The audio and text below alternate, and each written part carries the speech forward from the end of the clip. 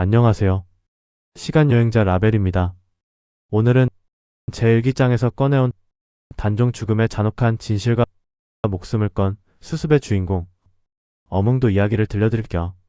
여러분, 만약 여러분이 살고 있는 마을 강가에 어제까지 임금이었던 분의 시신이 버려졌는데 손을 대는 자는 삼족을 멸하겠다는 어명이 떨어졌다면 어떠시겠어요?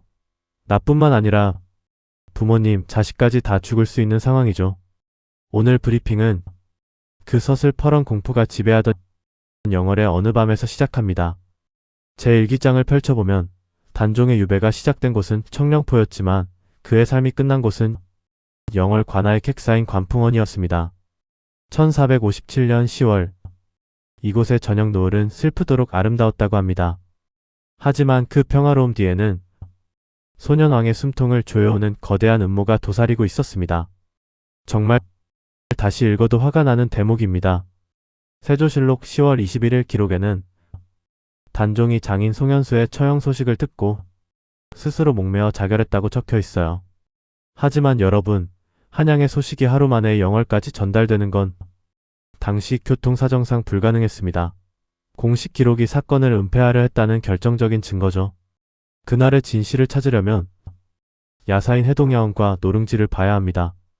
제 일기에는 단종이 21일이 아니라 사흘 뒤인 10월 24일 유식 오후 5시에서 7시 사이에 죽음을 맞이했다고 적혀 있어요. 백성들의 시선을 피해 몰래 형을 집행하기 위해 의도적으로 선택된 시간이었죠. 금부도사 왕방연이 사약을 들고 왔을 때 단종은 평온하게 골룡포를 입고 기다리고 있었습니다. 하지만 기록에 따르면 단종은 그 사약을 거부했다고 해요.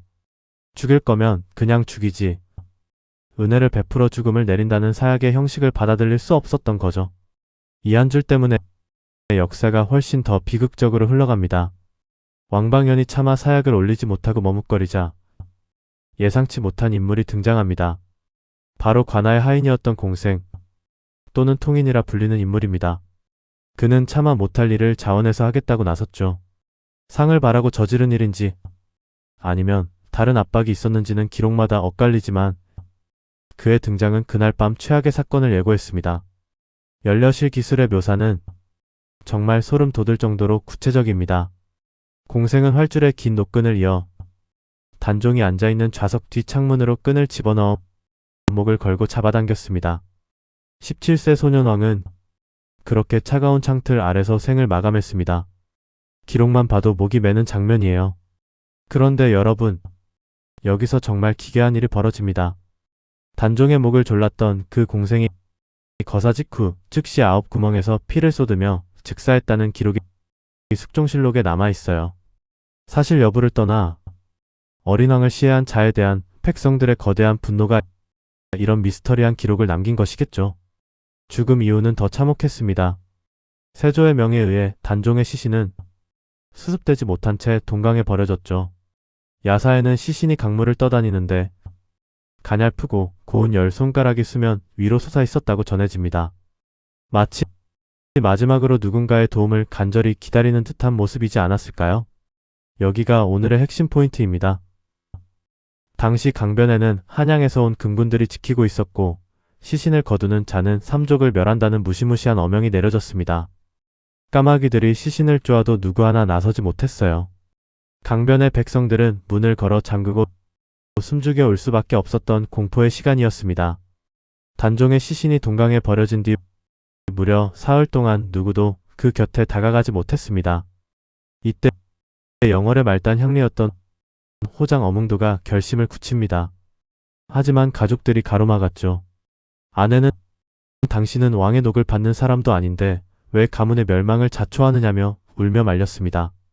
당시 어몽도에게는 늙은 어머니와 어린 아들들이 있었거든요. 나 하나 죽는 게 아니라 온 집안이 몰살당할 위기였으니까요. 가족들의 눈물 섞인 만류에 어몽도는 이렇게 답합니다. 위선피어. 어몽도는 어둠을 뚫고 뼈를 애듯 차가운 강물 속으로 걸어 들어갔습니다. 야사에는 시신이 강물 위를 떠다니는데 가냘프고 고운 열 손가락이 수면 위로 솟아 있어 시신의 위치를 알 수 있었다고 하죠. 어몽도가 그 차가운 옥체를 가슴에 안았을 때 17세 소년왕의 몸이 너무나 가벼워 눈물이 쏟아졌다고 합니다. 시신을 수습한 어몽도 부자는 관을 등에 치고 영월 북쪽의 동을지산으로 향했습니다. 그런데 갑자기 거센 바람과 함께 눈보라가 치기 시작했어요. 10월의 강원도 산길은 한겨울처럼 험했고 앞이 보이지 않는 어둠 속에서 길을 잃을 뻔한 위기의 순간이 이어졌습니다. 이 장면, 상상만 해도 소름 돋지 않으신가요? 잠시 쉴 곳을 찾던 어몽도의 눈에 기이한 광경이 들어옵니다. 사방이 눈으로 덮여 있는데 유독 한 곳만 눈이 녹아있고 김이 모락모락 나고 있었어요. 그 자리에 앉아있던 노루 한 마리가 도망가는 것을 보고 어몽도는 하늘이 점지해준 명당임을 직감했습니다. 이곳이 바로 훗날 세계문화유산이 된 영월 장릉의 터가 됩니다. 어몽도는 그 자리에 단종을 모셨습니다. 하지만 세조의 군사들에게 들키면 모든 것이 끝이었기에 봉분을 크게 만들지도 비석을 세우지도 못했죠. 땅을 평평하게 다져 흔적을 지운 암장을 한 것입니다. 기록에 따르면 당시 무덤의 높이는 겨우 2자, 약 60cm에 불과할 정도로 초라했습니다. 무덤을 만든 어몽도는 그 옆에 작은 소나무 한 그루를 심었습니다. 이 한 줄 때문에 역사가 다시 이어지게 됩니다. 훗날 누군가 이 무덤을 찾을 때 증표가 되길 바라는 간절한 마음이었죠. 이 나무가 무려 241년 동안 그 자리를 지키며 훗날 숙종이 단종의 무덤을 찾아내는 결정적인 단서가 됩니다. 그리고 그는 무릎을 꿇고 마지막 절을 올렸습니다. 신이 비록 미천한 몸이오나 사람으로서 해야 할 도리를 다했습니다. 라고 읊조리며 눈물을 쏟았죠. 그날의 눈물이 눈 위로 떨어져 얼어붙었다는 처절한 정황이 기록에 남아 있습니다. 멸문지화의 공포 속에서 소년왕에게 바친 유일한 장례식이 끝나는 순간이었습니다. 무덤을 만들고 산을 내려온 어몽도는 동이 트기 시작한 새벽, 가족들을 모았습니다. 우리는 이곳을 떠난다. 깊은 산속으로 숨어야 한다. 그날 이후 어몽도의 가문은 영월에서 흔적도 없이 사라졌습니다. 그는 세 아들과 함께 가산을 버리고 경상도 군이나 울산 등지로 몸을 숨겼다고 전해집니다. 숙종 때까지 무려 200년이 넘는 긴 시간 동안 어몽도라는 이름은 실록 어디에도 등장하지 않았습니다.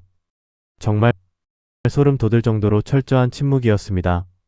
족보의 기록에 따르면 어몽도는 1474년 70살의 나이로 생을 마감했습니다. 끝내 단종의 폭권을 보지 못한 채 세상 밖으로 나오지 못하고 눈을 감은 것이죠. 그의 후손들은 몇 대에 걸쳐 그날 밤 할아버지가 무엇을 했는지 대대로 전하며 숨을 죽이고 역사가 바로잡히길 기다려야 했습니다.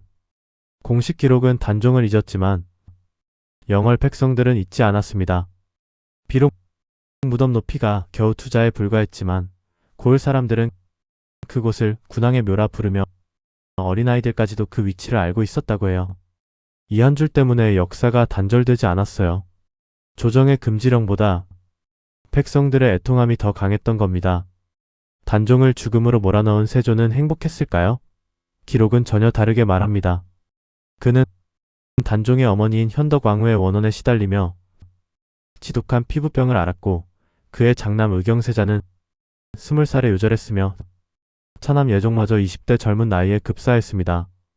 권력은 얻었을지 모르나 평생을 불운과 죄책감 속에서 살아야 했던 것이죠.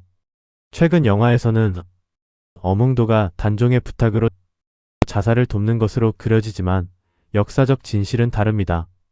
어몽도는 시신을 수습한 인물일 뿐 단종을 시해한 사람은 상을 바라고 자원했던 하인 공생이었다는 기록이 지배적입니다. 영화의 감동과 역사의 기록을 명확히 구분해야 한다는 점 잊지 마세요. 삼족을 멸한다는 공포 앞에서 어몽도가 나설 수 있었던 힘은 어디서 나왔을까요? 바로 그의 어머니였습니다. 내가 그러지 않으면 우리는 목숨을 부지할 것이나 사람이 아니다. 나는 내 손자들이 사람이길 바란다. 다시 읽어도 가슴이 웅장해지는 말입니다. 결국 어몽도는 가문의 안위보다 인간의 길을 선택했던 것입니다. 자, 이렇게 비밀스럽게 묻힌 단종의 무덤. 그런데 세월이 흘러 중종 때부터 이상한 일이 벌어집니다. 영월 군수들이 부임하는 촉족 의문의 죽음을 맞이하기 시작한 거죠. 과연 이 기괴한 연쇄 사망 사건의 진실은 무엇일까요?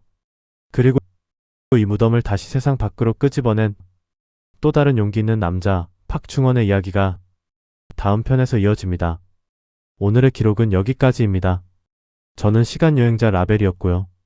재미있게 들으셨다면 다음 기록도 같이 보실 수 있게 구독과 좋아요 남겨주세요.